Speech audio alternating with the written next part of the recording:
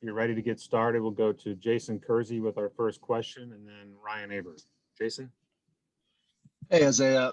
Thanks for your time today. I was curious about, with LaRon and you and a bunch of guys that seem, and Jalen, seem to be able to move around and play different positions. What advantages does that give you, regardless of where you actually end up playing on the defensive line, to know those other positions? So, The advantage it gives us, it allows us to add value across the board defensively, and as a unit, we know Coach Grinch preaches on speed D, and that also involves being able to do more than just your job. Help your teammates around you, and I think adding that value to know more than your position will increase our chances on getting to where we want to get. So that definitely helps out a lot with us being more valuable with knowing more than that one position. Thanks, man. Go to Ryan Aber and then Joe Bettner. Isaiah, how much different is it going into the spring than it was a year ago, even though last spring didn't last very long for y'all? Just as far as your role, the leadership that's expected out of you and everything like that, and how are you handling that adjustment into a one of those roles as the leaders of this defensive group? All right, I think I'm adjusting pretty well to it, so it was a big leap for me last season, as we all know. And going into this spring, I know not to take it for granted because it can be taken away from me just like that, like last year.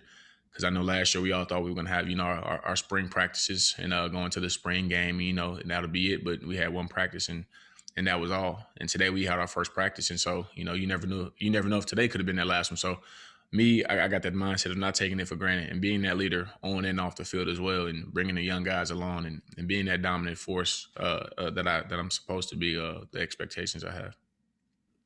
Appreciate it, Isaiah. Sorry. Go to Joe Bettner and then Bob Prisbillo.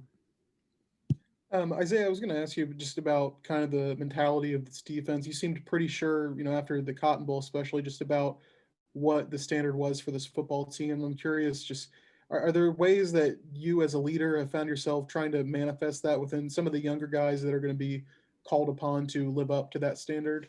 Right, for sure, definitely, because they don't know the days where we were like the laughing stock of the Big 12, it seemed to be, and now that we're being pretty productive, and we're not yet where we want to be, but we definitely made a big jump, and it's definitely what we preach to the young guys. Like they don't know how it is to be at the bottom of the bottom, and now we're getting a lot of praise and a lot of attention to be at the top. But it didn't get there just through social media and tweets and Instagram posts.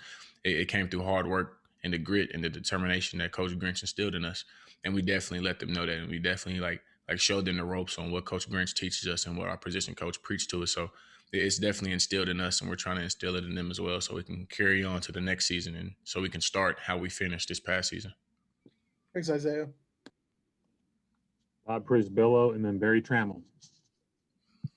Isaiah, being friends and roommates with Jalen, can you sort of give us some insight as to what last season was like for him, and how excited are you to have him back?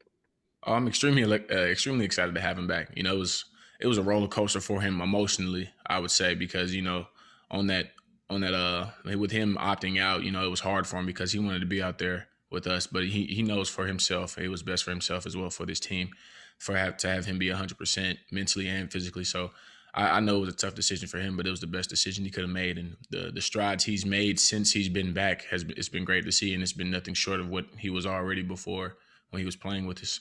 I'm extremely excited to have him back. He's excited to be back. He puts in the work. He's curious to learn more.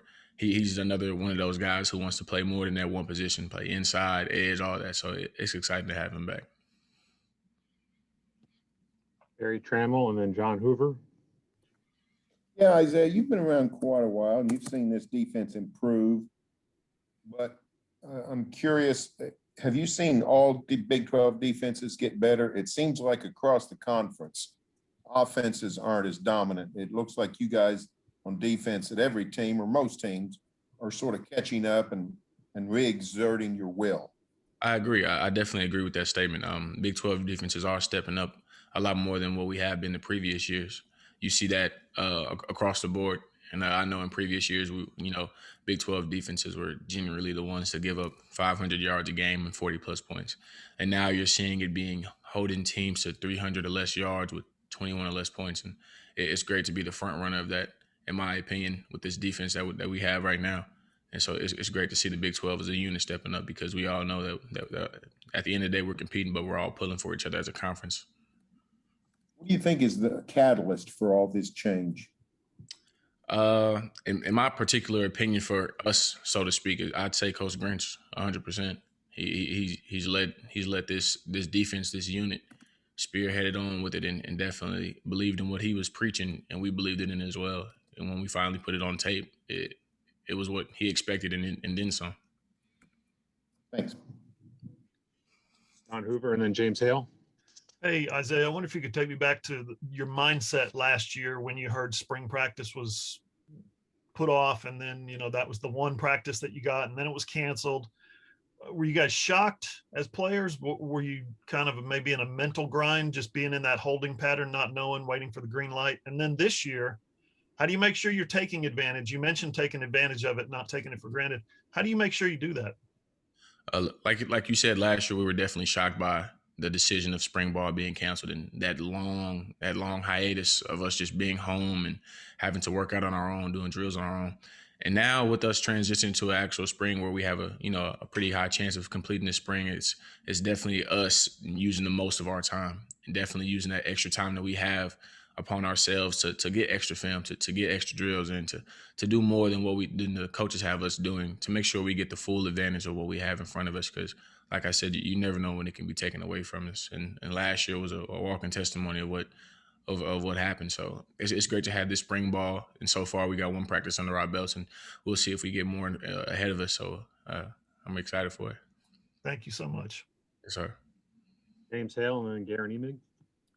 Isaiah, I was curious, what weight you would come back at. You've always been able to run, and you've always had really great speed and things like that. But you played tackle and you played defensive end. Looked like to me you lost 5 pounds. And so talk about your goal in the off season coming in, and what do you weigh? And, you're pretty happy where you're at physically?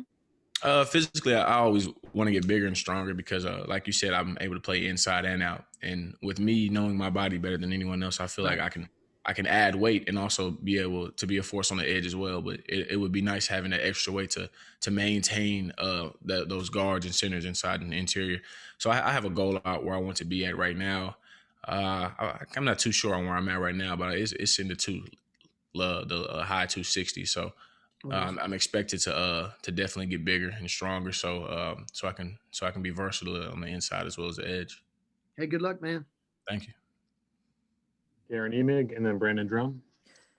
Isaiah, very good to see you again. How are you? Doing good. How are you doing? I'm good. I'm very good. Last week, Buki made it official, settled on Washington for his new home. And I know his transfer became a hot topic, talking point the last month, especially among your fan base.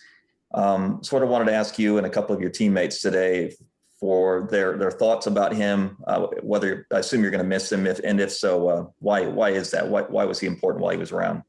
Well, I think I speak for all the players and all the coaches when we say he was a field general, to say the least. I mean, Buki knew the defense inside and out, from D-line to safety to nickel. I mean, he could tell you the defense right now if he was here. And he was a big piece, a big value to this team, and we appreciated him more than what the fans think and what everybody else thinks. And he was a guy we could rely on, a guy to go out there and do the right things without us having to worry about him like busting the call or anything.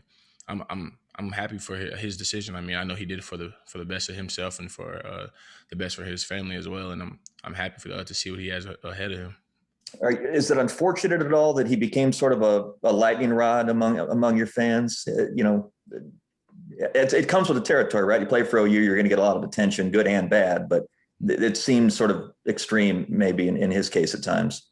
Definitely. It was definitely extreme because I don't know the work and the effort that he put in to get to the point where he's at. I mean, Buki didn't get all that attention coming out of high school and in college for no reason. I mean, he was a great player, a great athlete. He was a mental genius when it came to the playbook, and that all didn't come from out of nowhere. There was a reason he had all that, and it sucked to see the fans not appreciate him for actually what he could do and what he was able to do. So it sucked, but I mean, Buki was a tough guy.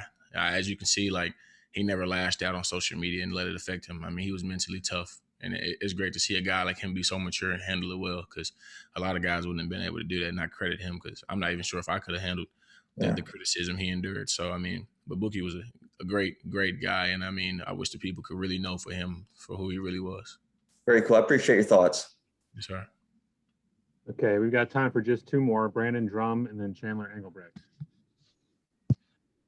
Hey, I asked Nick this question about Coach Kane, but you worked with him some last year, not all the time. But during the time that you did work with him, can you kind of talk about what he's meant to your game as far as the transformation and also going through this offseason with you working with him a little bit more than normal? What has he meant to your game from the start of last year towards all the way up to now? Coach Kane's been everything and then some to me. I mean, I was talking to Coach Kane about this about 3 days ago, actually. The first conversation we've ever had, it was leading up into the first spring ball around this time last year, and we were walking into on the field, and he told me, he said, take this year and use it for my year to be noticed. He said, who's to say I can't be the guy to stand out amongst the rest? And he said, take it and run with it. He said everything that happened in the past, he doesn't care about it. He wants to instill that confidence in me now, so I can be the player that I had the potential to be. And I mean, from that moment on, I just knew he had the confidence in me to let me do my thing and let me do my job, but within the confines of our defense. So I'd say he's meant everything to me. I mean, he's a craftsman. He wants everything to be detailed in the way he wants it. But I mean, you can put your own little thing on it. But like I said, within the confines of our defense and the number one thing he wants you to do is be confident, because confidence instills that willpower for you to go out there and do your job and make a play. And I know Nick can testify to that as well with the year he had. And it's great to have him on the staff, to say the least. I mean, I love him to death. Thank you. Okay, let's go to Chandler Engelbrecht. Hey, Isaiah, you spoke about Jalen Redmond's return and how huge that's going to be for you guys this year. What can you say about Caleb Kelly and his impact that's going to be, how much of an impact he'll make for you guys this year? Oh, a huge impact. I mean, a guy that's been here for about 10 years, man, he knows the ins and outs of this team, man. And a guy like him, we need out there. I mean, he knows everything about this defense and all the players on it as well. So he knows what's to be expected. And I mean, he can do that by being a leader and also by telling us what to do. I mean, it sucks the adversity that he's endured throughout his career, but he can take it. I mean, he's here for a reason, and he decided to come back for a reason, to prove himself and to prove why he's that guy and why he's come back to be the leader on this defense. And I'm excited to see. I'm excited to have him behind me, taking this defense by charge and have him to show that elderism in him, that he can still do what he's coached to do and still be productive out there along with the guys alongside him.